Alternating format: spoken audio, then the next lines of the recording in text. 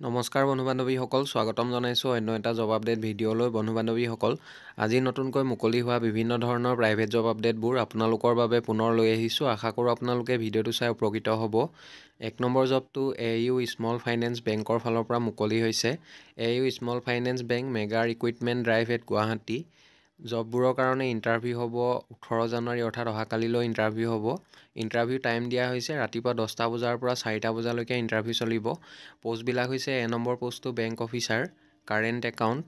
Minimum 1 বছৰ experience বিচৰা হৈছে। Minimum 1 year experience in banking sales and sourcing current account. B number পোষ্টটো হৈছে relationship manager. Minimum 4 years experience in branch banking sales all retail products. জবটোৰ কাৰণে minimum 4 বছৰ experience থকা candidate বিচৰা হৈছে। চি নম্বৰ পোষ্টটো হৈছে ৰিলেশ্যনশ্বিপ অফিচাৰ। মিনিমাম 3 বছৰ এক্সপিৰিয়েঞ্চ বিচৰা হৈছে। Minimum 3 years experience in branch banking sales all retail products. ডি নম্বৰ পোষ্টটো হৈছে team leader CA।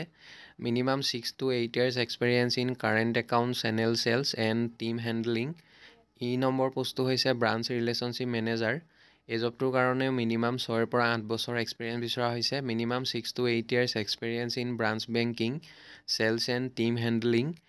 Interested candidates can attend a face-to-face interview on the specific date and are welcome to refer their friends. ইচ্ছুক প্ৰাৰ্থীসকলে জববোৰৰ কাৰণে আপোনালোকে অহাকালিলৈ অৰ্থাৎ 18 জানুৱাৰী তাৰিখে face to face directly interview attend কৰিব পাৰিব। ইণ্টাৰভিউ ডেট 18 জানুৱাৰী অৰ্থাৎ অহাকালিলৈ হ'ব। টাইমিং ৰাতিপুৱা 10টা বজাৰ পৰা 4টা বজালৈকে চলিব।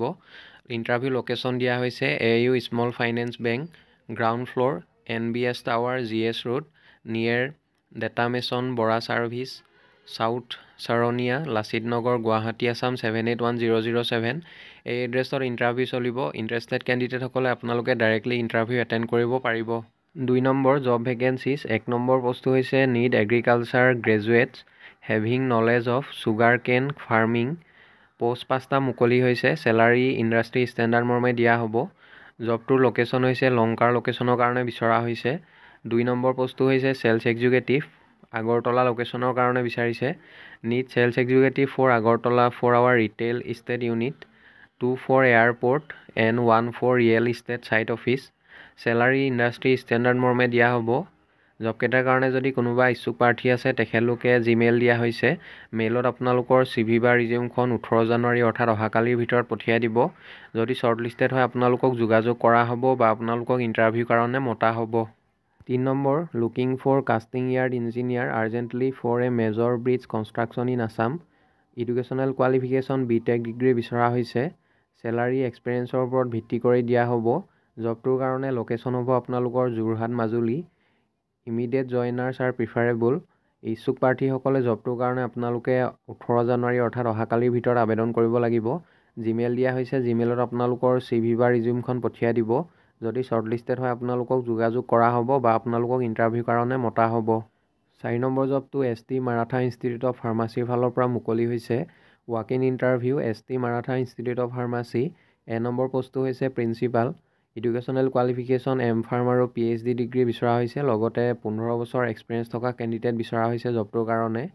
বি নম্বৰতে ST মাৰাঠা ইনষ্টিটিউট অফ নাৰ্ছিঙৰ কাৰণে বিচাৰিছে। 1 নম্বৰ পোষ্টটো হৈছে associate professor MSc nursing with 8 years experience. 2 number পোষ্টটো হৈছে assistant professor MSc nursing with 3 years experience. 3 number পোষ্টটো হৈছে librarian master of library science degree বিচৰা হৈছে। লগতে মিনিমাম 2 বছৰ এক্সপিৰিয়েঞ্চ থকা কেণ্ডিডেট বিচৰা হৈছে। 4 নম্বৰ পোষ্টটো হৈছে telecaller any degree with 1 year experience.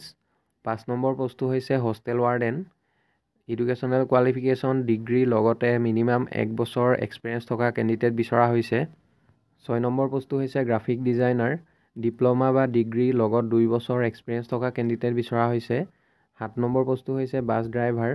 জবটোৰ কাৰণে 2 বছৰ এক্সপিৰিয়েঞ্চ থকা কেণ্ডিডেট বিচৰা হৈছে। 2 years experience in school bus. Interested কেণ্ডিডেটসকলে জববোৰৰ কাৰণে আপোনালোকে 18 জানুৱাৰী অৰ্থাৎ অহাকালিলৈ ইণ্টাৰভিউ এটেণ্ড কৰিব পাৰিব। 18 জানুৱাৰী 2024 time 11 AM at. Interview location দিয়া হৈছে ST Maratha institute of nursing, Katakipara, Ahomgaon, Guwahati. এই এড্ৰেছত ইণ্টাৰভিউ চলিব। কণ্টেক্ট নাম্বাৰ দিয়া হৈছে। লগতে জিমেইল দিয়া হৈছে। ইণ্টাৰেষ্টেড কেণ্ডিডেটসকলে আজিৰ ভিতৰত আপোনালোকৰ CV বা ৰিজিউমখন পঠিয়াই দিব আৰু অফিচিয়েল ৱেবছাইটত দিয়া হৈছে আৰু যদি অধিক আপোনালোকে জানিব বিচাৰে ৱেবছাইটটোত গৈ চাব পাৰিব 5 নম্বৰ হায়াৰিং ফৰ দ্য বিলো rules location Nagaon Assam number পোষ্টটো হৈছে লজিষ্টিক এক্সিকিউটিভ 3 পৰা 5 বছৰ এক্সপিৰিয়েঞ্চ বিচৰা হৈছে জবটোৰ কাৰণে industry type courier logistic job description managing own trucks and hired trucks from markets coordinate with the drivers for transport schedule timing follow' up with the drivers for loading and unloading of orders and dispatch follow up with the customers for order dispatch and delivery B number postu hoise maintenance manager for LPG bottling plant 5 to 7 years experience industry type oil and gas job description khini dia hoise apnaloke bhalore sai lobo ekhini implement and maintain cost efficiency measures for LPG bottling plant leading and supervising all maintenance, maintaining all machinery as per working standard, managing all repair and installation activities as per standard.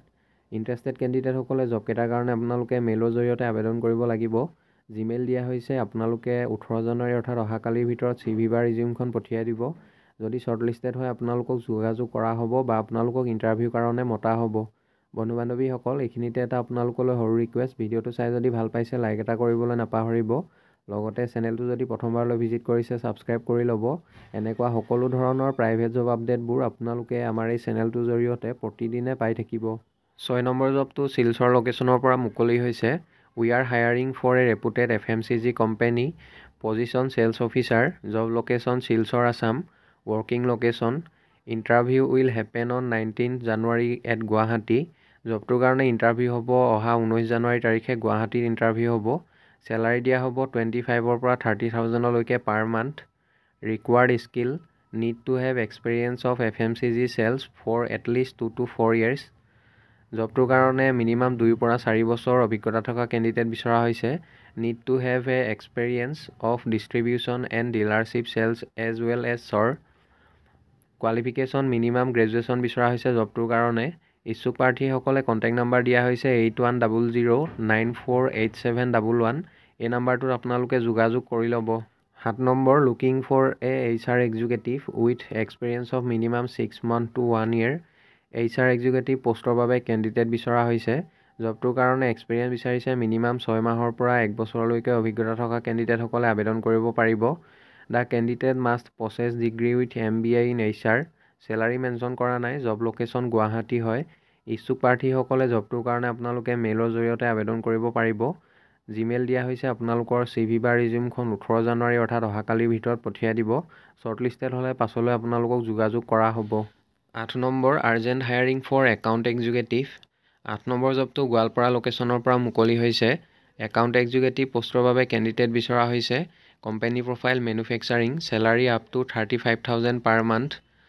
should have good knowledge of tally TDS GST taxation general entries এইবোৰৰ ওপৰত আপোনালোকৰ ভালদৰে knowledge থাকিব লাগিব জবটোৰ কাৰণে 7 বছৰতকৈ অধিক experience থকা কেণ্ডিডেট বিচৰা হৈছে ইচ্ছুক প্ৰাৰ্থীসকলে কণ্টেক্ট নম্বৰ দুটা দিয়া হৈছে যিকোনো এটা নম্বৰত আপোনালোকে সোনকালে যোগাযোগ কৰি ল'ব জব টাইপ ফুল টাইম আৰু জবটোৰ কাৰণে চেলাৰী 25 পৰা 35,000 লৈকে প্ৰতিমাহে আপোনালোকে লাভ কৰিব ইচ্ছুক প্ৰাৰ্থীসকলে সোনকালে যোগাযোগ কৰি ল'ব বন্ধু বান্ধৱীসকল আশা কৰোঁ আপোনালোকে ভিডিঅ'টো চাই উপকৃত হ'ব অহাকালিলৈ পুনৰ আন এটা নতুন জব আপডেট ভিডিঅ'ৰ সৈতে আপোনালোকক লগ পাম আৰু আপোনালোকে যদি এতিয়ালৈকে আমাৰ চেনেলটো ছাবস্ক্ৰাইব কৰা নাই ছাবস্ক্ৰাইব কৰি ল'ব এনেকুৱা সকলো ধৰণৰ প্ৰাইভেট জব আপডেটবোৰ আপোনালোকে আমাৰ এই চেনেলটোৰ জৰিয়তে প্ৰতিদিনে পাই থাকিব ধন্যবাদ